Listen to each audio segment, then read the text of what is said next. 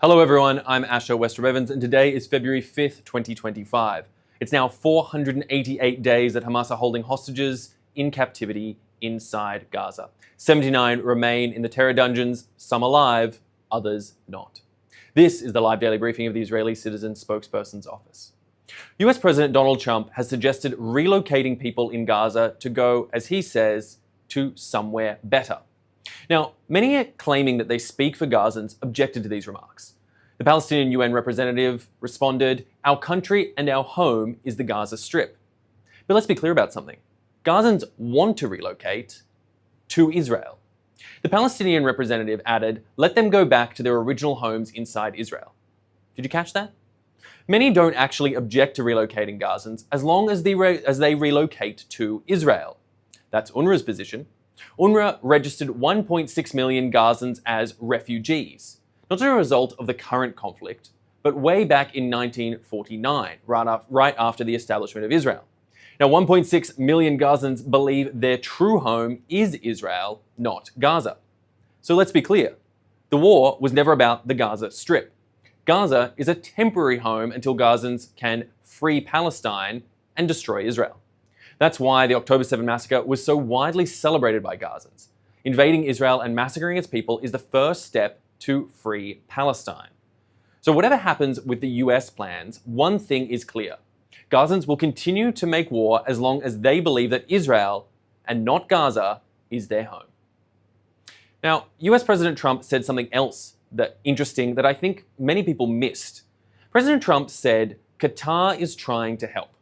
Now, President Trump's envoy for the hostage release had said Qatar was doing God's work. And it's a bit worrying that Qatar manages to remain in President Trump's good graces.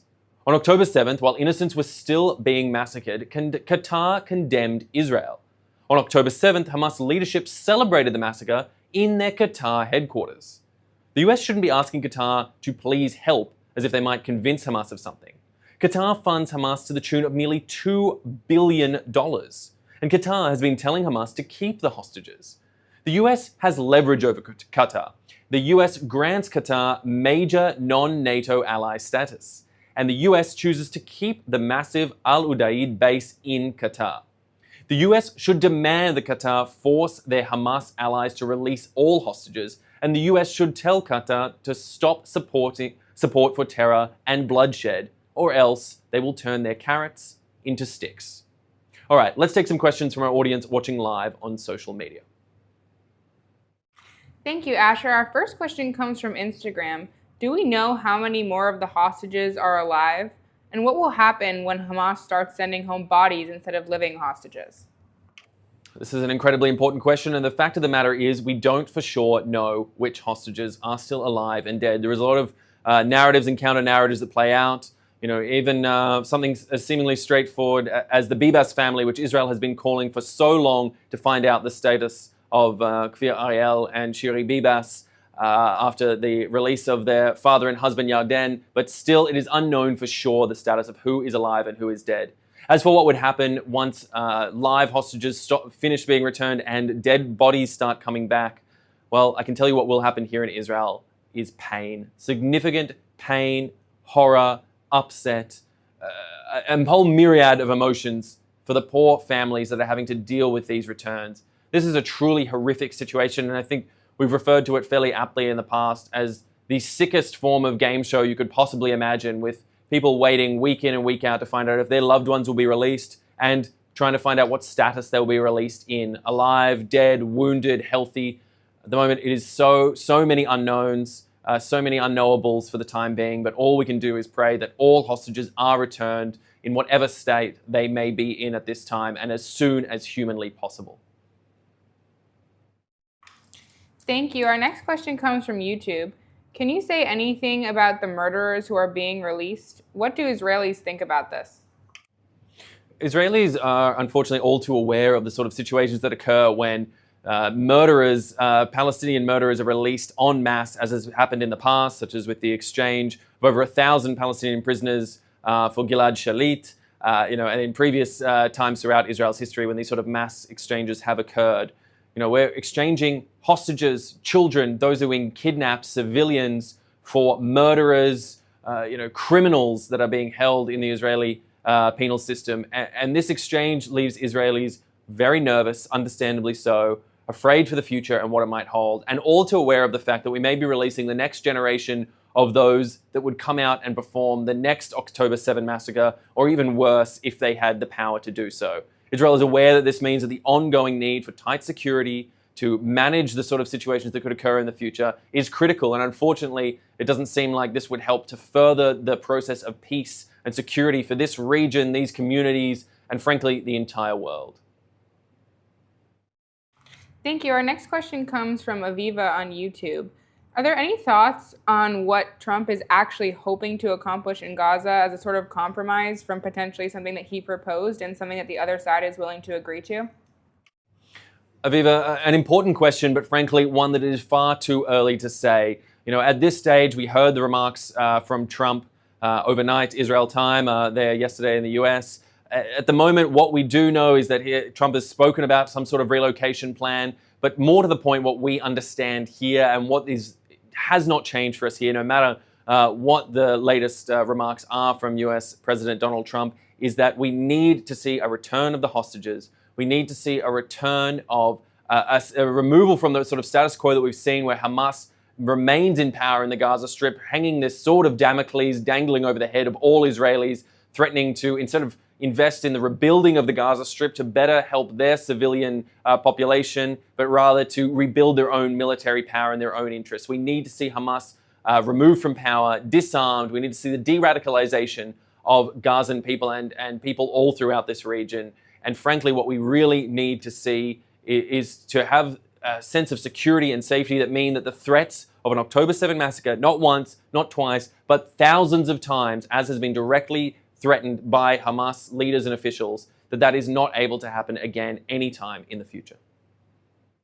Thank you. Our next question comes from Instagram.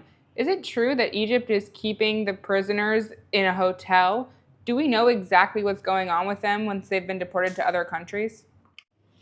No, if we're talking about the prisoners that Israel is releasing back into the community, well, that's for other countries, frankly, to deal with. Israel has agreed to terms with Hamas for the time being, in which Hamas is required to exchange the remaining hostages that they have held onto for now, getting very close to 500 days for these prisoners that Israel is agreeing to release at a totally skewed ratio. And again, as I say, we are exchanging hostages, frankly, for murderers and lifetime criminals.